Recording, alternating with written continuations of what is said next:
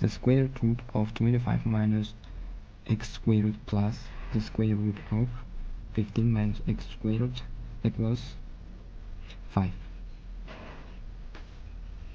equals a. This is multiple.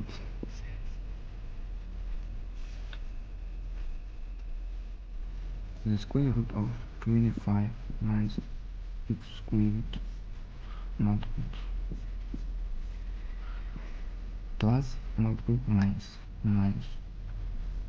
the square root of minus square x squared equals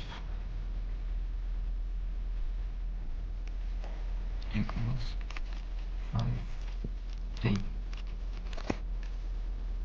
5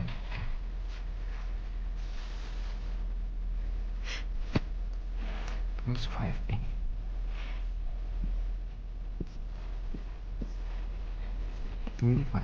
Minus x squared minus 15 minus x squared equals 5a.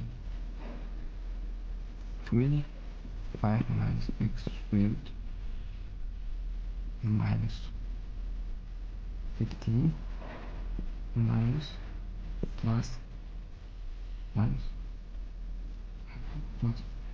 x squared equals 5a.